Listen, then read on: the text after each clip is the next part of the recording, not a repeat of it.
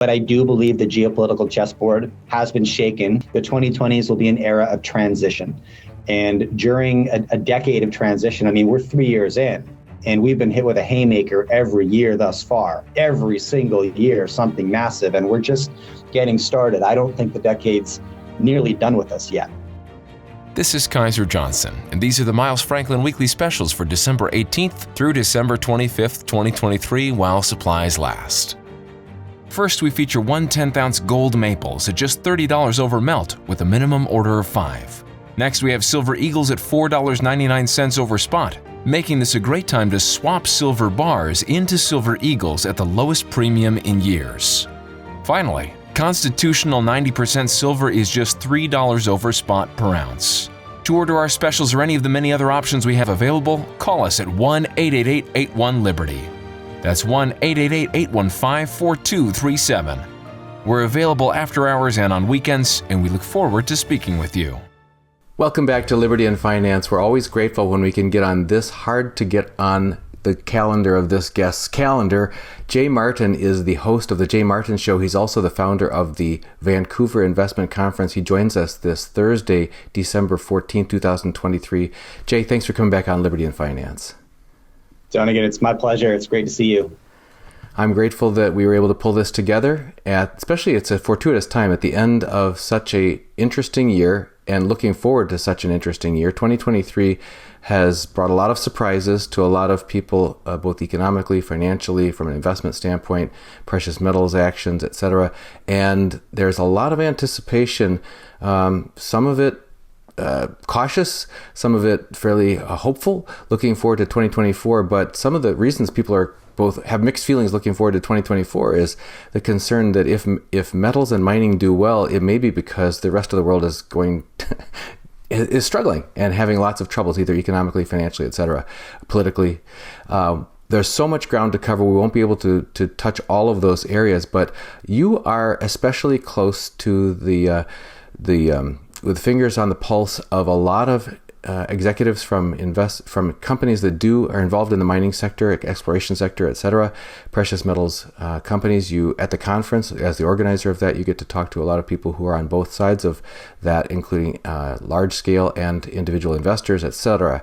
One of the things we wanted to get was your take on the sentiment as we're heading to the close of 2023 and heading into 2024, because it's been a grinding long time that people have been waiting, and we talked about this with you last time we met, to who have been investing either in precious metals directly or in the mining and exploration companies, etc., who are involved in that sector, because it seems that things have been a long time of brewing in terms of showing the kind of rebound or liftoff or encouraging fulfillment of the performance that might accompany the fundamentals that people have come to understand are underpinning the potential future of these areas. And so it's been discouraging for many investors. It's been, frankly, discouraging for some of the companies as well. And yet, we had just a week ago gold hitting an all-time nominal high in US dollars, and some people believe that signals a turning point. And you've often spoken to us about the importance of being a contrarian. Wonder if this is one of those times when it's especially important to kind of sift the wheat from the chaff and really think clear-headedly about what is actually going on. What do we really know? And wanted you to give us your view on that from the perspective of looking back at 2023 and looking ahead at 2024. Yeah, I mean, there's a lot to unpack there. What I would say, Donegan, is investors who are frustrated with the performance of mining equities need to ask themselves a few questions. And the first one is, what kind of investor are you, right? And that means, what's your time horizon? What are you investing for? Are you a long-term value investor, or are you looking for a quick trade? And for those looking for a quick trade, best of luck to you, but that's not my game. I can't add any insight on that one. I'm a long-term value investor. I think commodity investors should be. And if that's your game, then, I'm investing to be wealthy in the 2030s. That's what I'm doing today. And I'm always kind of bringing that take with me. What decisions can I make today that, 5 to 10 years down the road are going to really change my life and change my wealth picture? So if you're framing your portfolio through that lens, then you can follow the simplest advice ever given to investors. One of Charlie Munger's greatest quotes, our job is to buy things when they become cheap and sell those things when they become dear, right? When they become expensive. I can't time markets, and I don't frankly believe anybody can time markets, but I can identify when things are cheap and I can identify when things are expensive, at least relative to previous performance or relative to investor expectations. And so, I can only speak about my portfolio, but I've been a commodity investor for 15 years. I've been super lucky to have been mentored by some of the smartest minds in the business, individuals like Rick Rule and Marion Katusa and Doug Casey, and even Jim Dines, came out to a couple of my conferences back in the day. And I know exactly when all of those individuals made their wealth. And it was buying mining equities in markets like today when nobody else is doing that. And then having the patience and the discipline to wait to get paid on those positions. And so I don't know what 2024 is going to bring to the mining equities market. I watched the gold price too. There's two things at play here, right? When gold starts to run, and investors often draw the expectation of an immediate correlation. Gold's running, so mining equities should be right behind it. But there's many reasons why those assets will perform the way they do. And gold for a lot of people is a fear trade, right? It's the safe haven. It's where you go when you don't have any risk tolerance. Mining equities are the exact opposite. That's one of the riskiest places you could park capital, especially if you go down the food chain to the early stage developers or small producers or even the explorers. And so what drives motivation to put cash in gold, that's a fear trade. And then eventually the price of gold escalates to a point that fuels the greed trade. And then investors go looking for exposure. They want the torque that they can get from the mining equities. I never know when that's going to happen, but I've seen it happen enough times that when you want to be positioned and then wait for the cycle to repeat, right? Because when the gold market turns from the equity standpoint, man, it turns fast.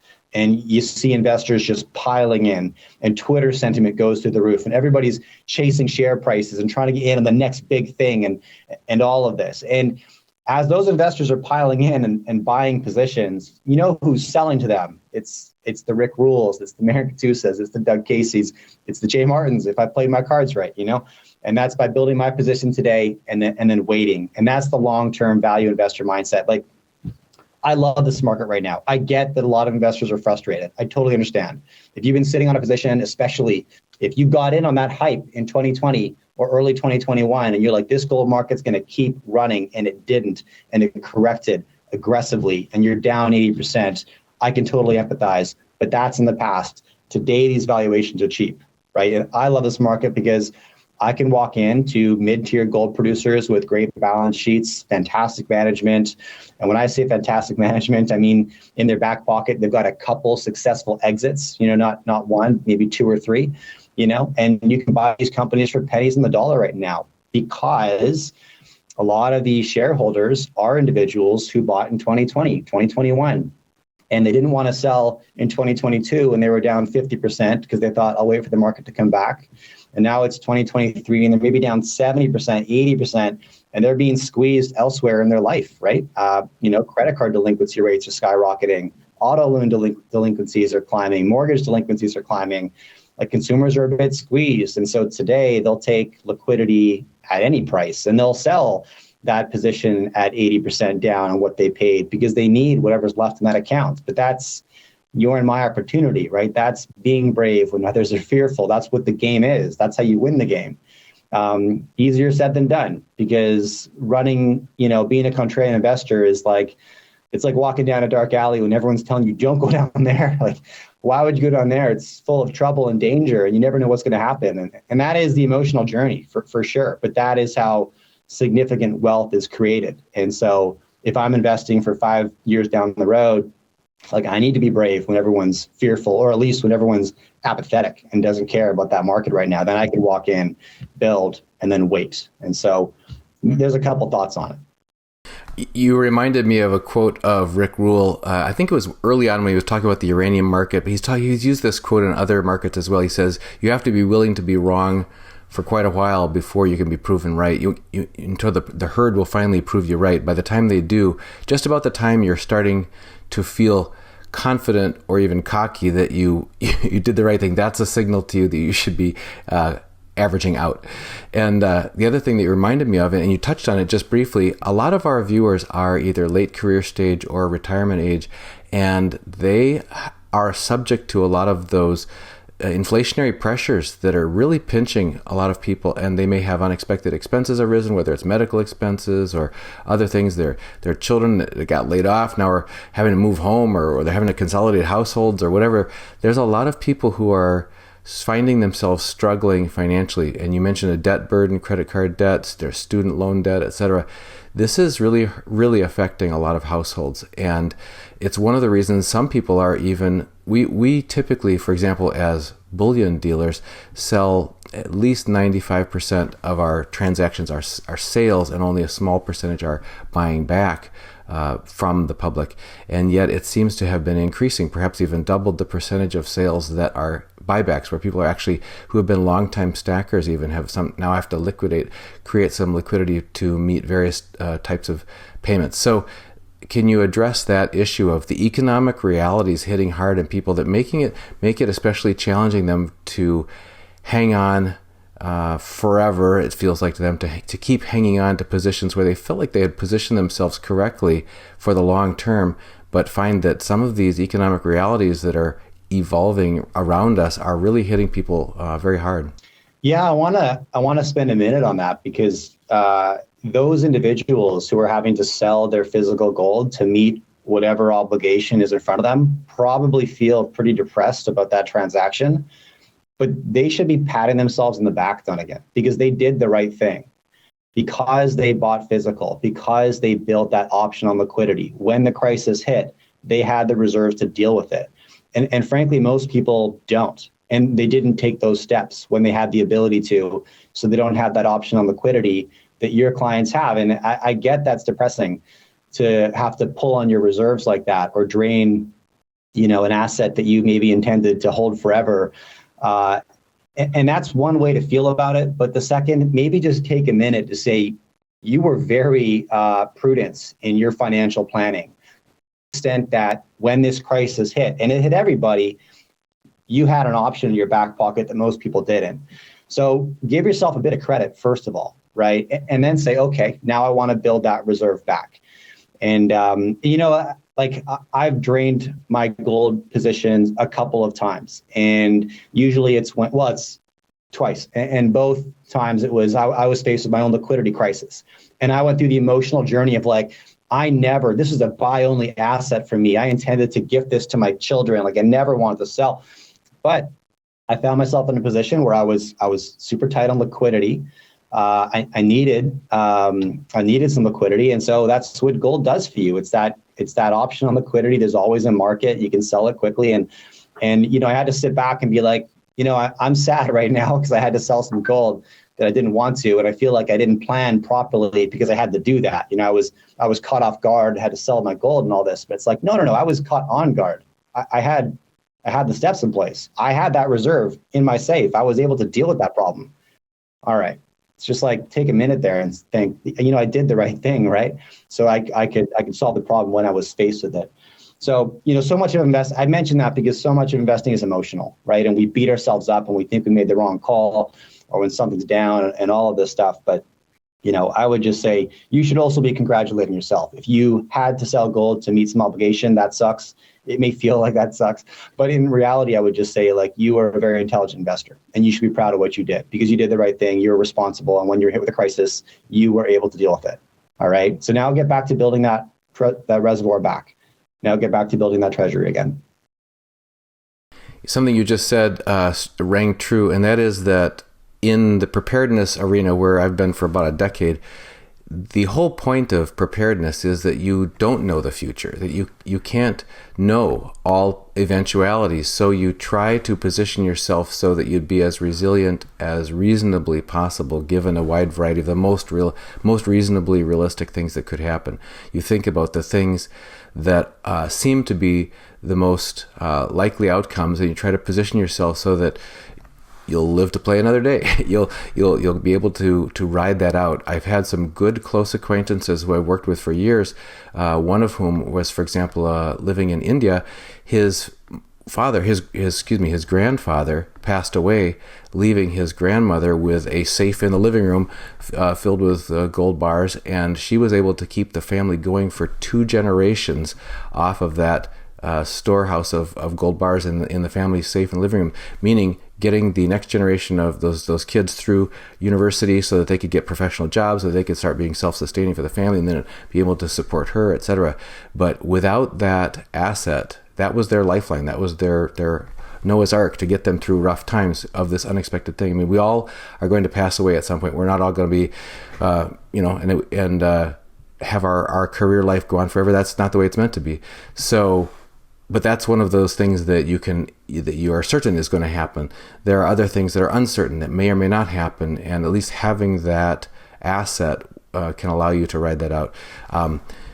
Can you look with us together towards 2024? And we've been talking with a lot of analysts who are forecasting a pretty bleak economic picture for 2024, and thinking that there's going to be perhaps not unprecedented, but very major shifts, perhaps geopolitically, but certainly economically in 2024, that may in fact bring on some of those times that people will be glad that they had a reserve set aside, to face.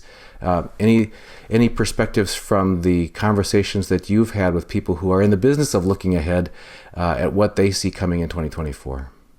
Yeah, I think we're in one of those decades where uncertainty and volatility will be the norm, and my entire life thus far has been pretty consistent, pretty certain, fairly predictable. I mean, we're talking about the last 40 years. I'm 39 years old.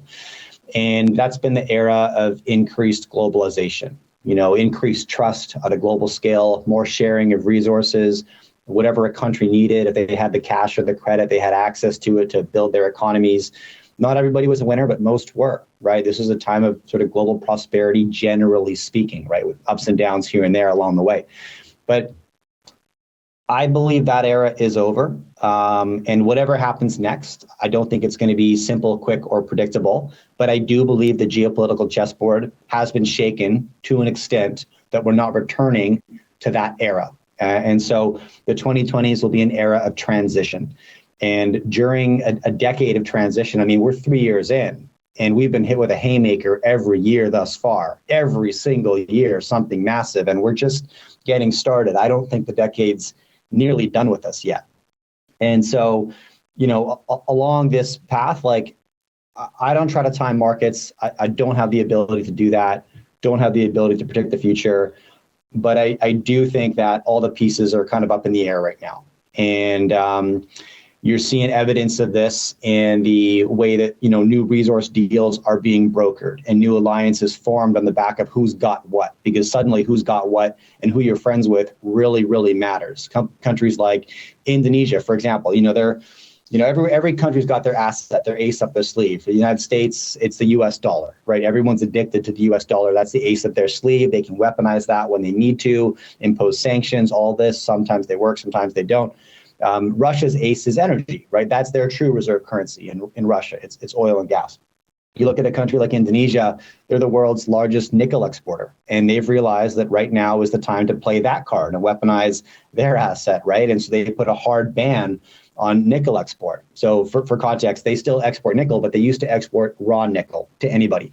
And they have recently decided to own a larger chunk of that supply chain, refine the nickel in country, and then distribute that product at a significantly higher cost, increasing their nickel revenues by 30 times. But, their increase in revenue is somebody else's increase in expense. There's been huge upheaval between China, Russia, United States, Germany about whether or not, appealing to the World Trade Organization about whether or not Indonesia should be allowed to do this. But the point is, that's the ace up Indonesia's sleeve, and the ace that every country has. They're looking for ways to play it right now.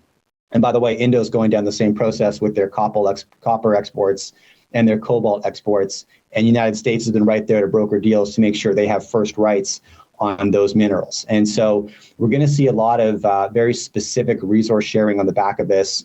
And certain emerging markets are going to come out to be great winners. I mentioned Indo because I'm super bullish on Indonesia. I think President Widodo has been very intelligent with his resource strategy, in that frequently what you see in times of uncertainty, and we're seeing sort of sovereign debt.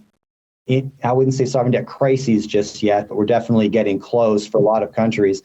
You see kind of erratic behavior from the leaders, like nationalizing resource projects or imposing super taxes that really just cripple the industry, not far into the future. Maybe some very small short-term gains, but Widodo's been very strategic and he hasn't done that. He's just tried to own a larger piece of the supply chain, but kept product moving out and not punish the producers. He's just trying to benefit his people.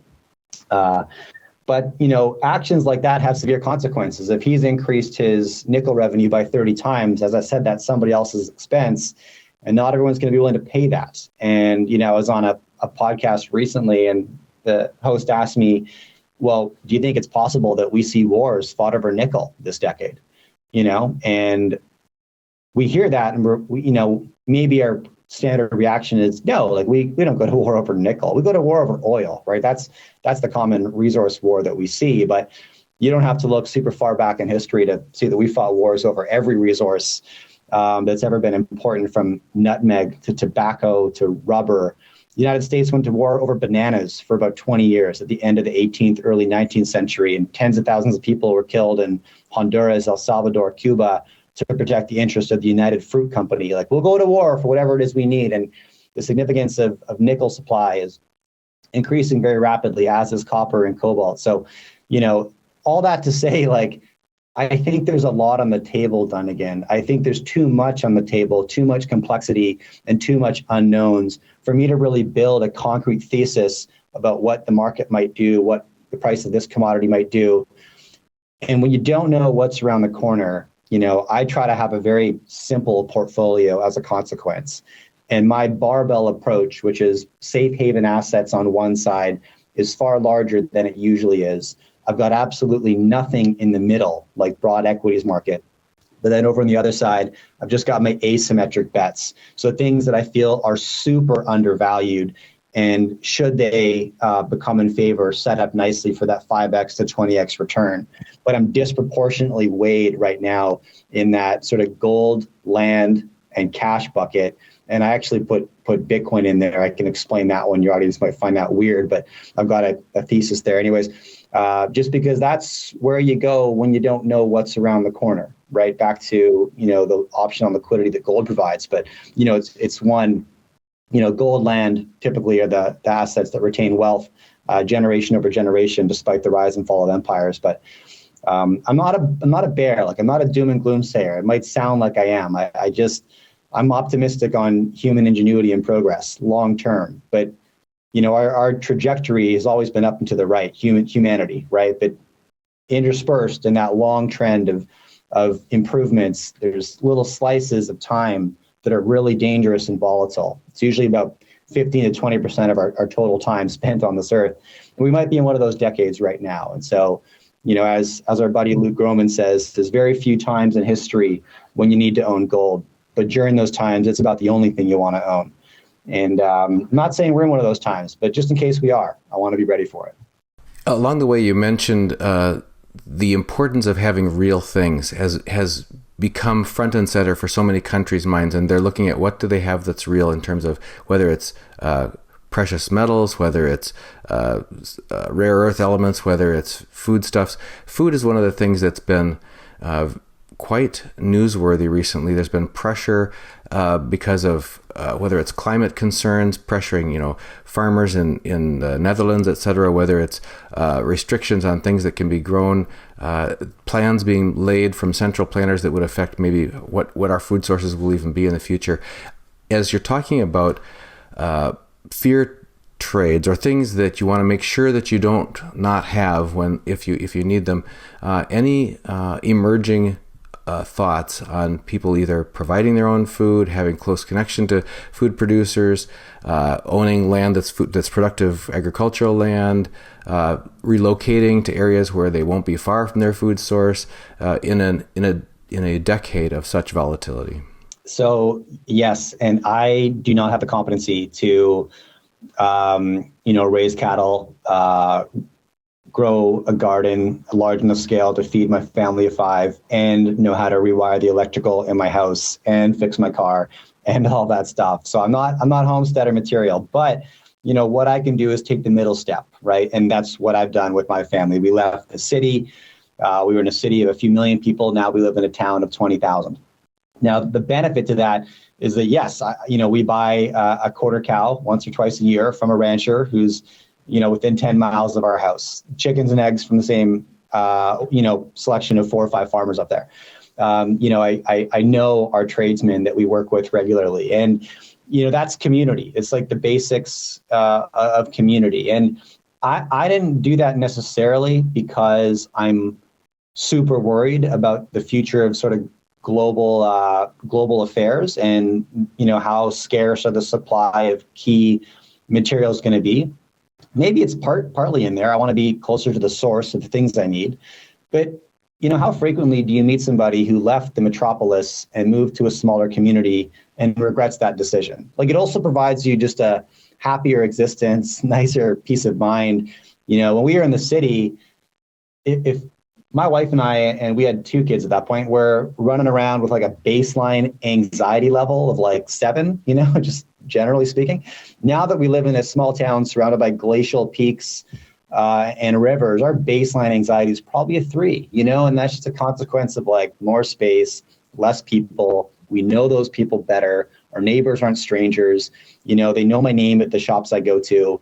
I love it, right? And it's the familiarity and yeah, those relationships I think are, sure, they're definitely important in that event where you're cut off from global supply chains or some sort of COVID era circumstance, but also it just improves your quality of life. So why not do it anyways?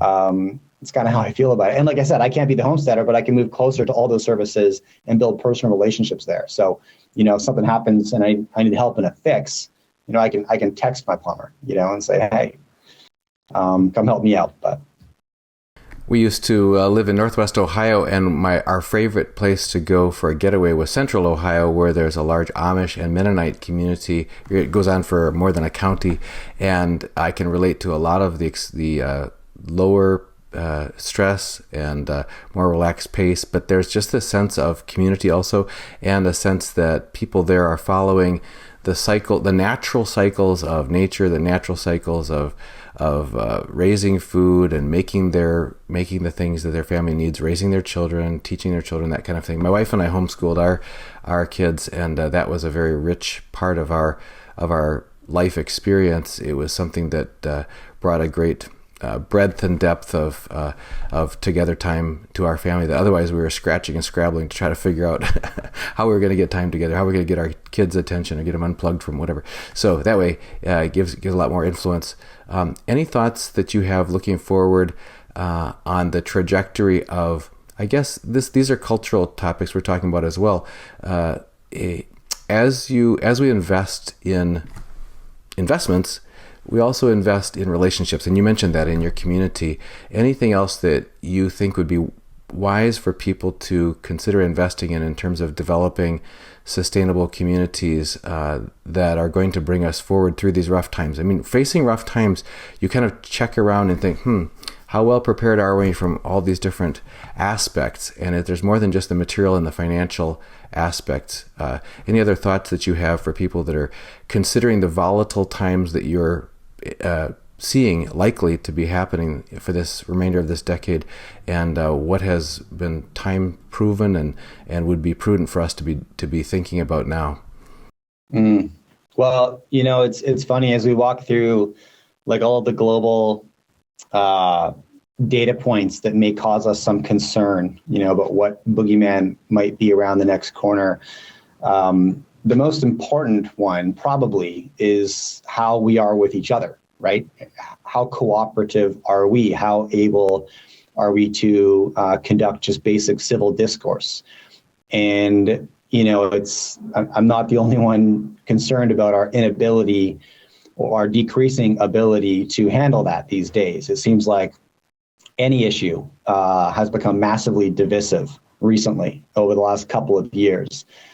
And that trajectory is a little bit concerning to me, and is directly related to why we got out of the city. It was like, suddenly I found myself surrounded by a bunch of culture wars that I really didn't care for, and it was unnecessary. And, we're not good when the future is unpredictable. Just as a species, we're not good when we can't have certainty in our future. And given all the global macro and even just like local, basic monetary and financial policy, increasing wealth disparity, there's a lot of uncertainty top to bottom, the whole ladder right now. And so people are on edge, people are uncertain, and their anxiety is super, super high. So they're triggered very, very easily. And as a consequence, whenever something happens, like think about this recent outbreak of war in the Middle East, like a tragic event, there's no other way to frame it, right? It's just pain and suffering and heartbreak. But how quick were so many people to jump on a team, and just jump to one side or the other and just immediately start pointing the finger, and frequently from people who don't have any ability to affect change at all, right, in that specific context. And prior to that, had no emotional investment in that part of the world. But once an event occurs, immediately people want to join a tribe. They want to join a team and point the finger and the other people, right? It's us and them, the other people, right? And vilify and demonize. And it's unfortunate. I don't know how that progresses this decade. It concerns me greatly, right? And I think that it's interesting. I was at F1. This is going to get a bit too conceptual here, but I was at F1 in Austin about a month ago, and I met this guy Drew. He was the former chief of NASA. Actually, spent like 236 days at the International Space Station. His new business is he's actually trying to build a gas station on the moon. As crazy as that sounds, they've discovered methane up there, and it's actually a realistic endeavor, and they need a fueling station to complete further exploration in orbit. Anyways, Drew's take on why it's so important that people visit outer space is just so they can look back and see the lone blue marble floating in blackness, and the perspective that's given him and his fellow astronauts. He thinks if we gift that to humanity, we would squabble over far less, just because of the perspective of our insignificance, in the grand scheme of things. But it's another thing that separating yourself from the cities really does, because you get out of the fray. You get out of the noise and the denseness of population and the denseness of culture, which is tense right now. And stepping back from that, and I'm up in Canada, so I'm in a place where if you want to be left alone, it's real easy up here. There's a land mass bigger than the United States with less people than the state of California. So you want trouble? Sure, go to Vancouver, Toronto, deal with that. But if you don't, it's real easy to dodge. And so I don't know what happens there, but we are building more options into our life than I expected that we would, not just financial options like we've discussed already. My family's dual citizenship, so we're also putting down roots in potential roots in Arizona and Texas and Idaho, 3 states that I'm quite favorable towards, but also in Indonesia. We talked about that earlier. We're spending a lot of time in Indonesia. I've got 3 kids. We're going back there in February, and we'll be there for the better part of the year. But it's like I think options are hypercritical right now. If you're, I'm raising a young family, that's where I'm at. But bit of a meandering answer there, Donnie. I'm sorry, man, but. No, that's fine. And in fact, you made me think when you were talking about tribalism there. And again, back to Toronto, Professor Jordan Peterson, formerly of the University of Toronto, talks about tribalism and in-group preference, and how we simply cannot escape that's our first go-to. Our brain just is wired that way. We've got millions and millions of years of evolutionary success of having that in-group preference, and yet we have to be very cautious of that. We have to be able to master that and to be able and to recognize it in ourselves and not let it cloud our judgment, and to realize that we really are, we want what's best for our family and our children, that's right, and for our community, that's right, and for our beloved country, but we want other people to be able to have their beloved countries too. We don't want to rule the world, and in fact, for the maniacal few who really do want to rule the world and build structures up to the sky, it's like when you talked about getting out of the madness of the city, it's like those skyscrapers gone to the level of madness, the Tower of Babel, trying to build up to where they can be sort of the one ring to rule them all, and that's not what we're talking about. But we're talking about that perspective of realizing we are one human family, and we respect each other as having equal rights to have a family and equal rights to have a beloved country as we have, and how do we treat each other in that way, and not just react. And it seems that a lot of events that have occurred in the past decade, or maybe even multiple decades, but it seems to be increasing, have been, if not orchestrated, at least suitable for that alignment into factions and splitting people into groups. That's a good one to remind ourselves as we wrap up this year and look forward to how we can have peace on earth. Might need to come through recognizing that other people have families just like ours, and that we want all people to be free. So, well, Jay, we sure ended up exploring some territory that, I guess it's probably underpinning a lot of these other things that we talk about on the surface, and I appreciate your willingness to go there and kind of share with our audience the personal reflections and the personal choices that you've made, because a lot of our viewers are pondering, what should they do? Should they relocate? If they do, what are the criteria they should use to make those decisions, and how will that impact not only their immediate lives but those around them? And we really appreciate you sharing that with us here, sort of thinking those through and sharing those things through together on Liberty and Finance, and look forward to being able to talk with you again in the future. Do you want to let anybody know about any upcoming conferences, dates that you've got planned?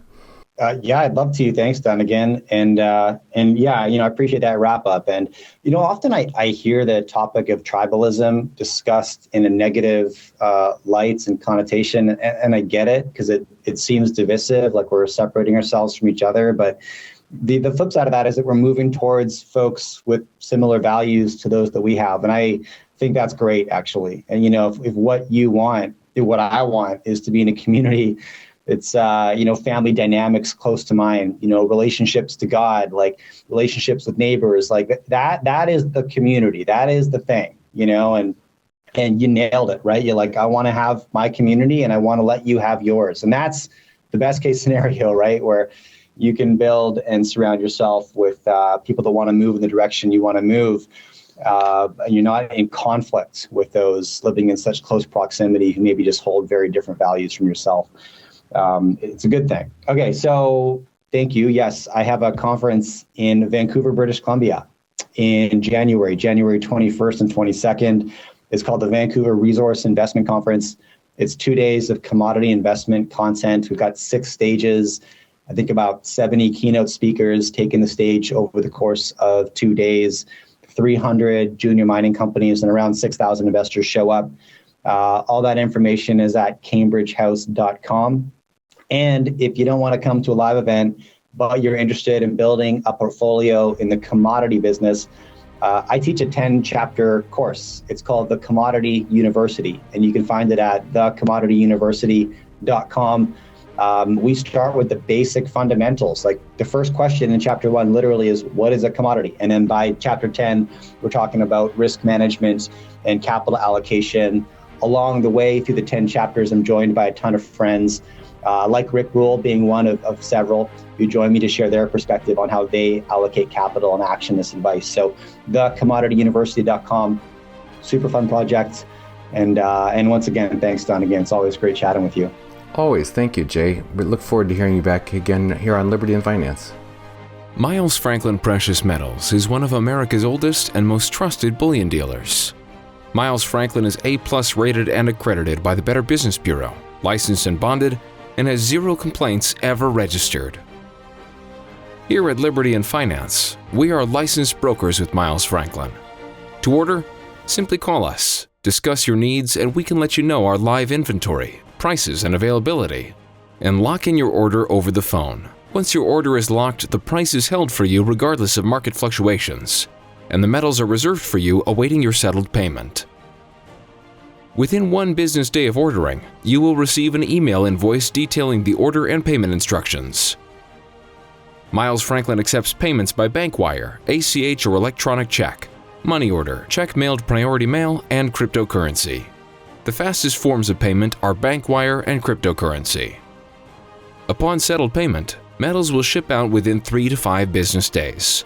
You will receive tracking information via email. Domestic shipping charges are $15 for any order under 500 ounces of silver or 10 ounces of gold. For orders larger than that, domestic shipping is free. The package will be boxed, fully insured, and labeled discreetly, with no indication of the contents inside. For your privacy, the name Miles Franklin will not even be on the package. To talk to myself, Kaiser, my brother Elijah, or my father Dunnigan, call 1-888-81-LIBERTY. That's 1-888-815-4237.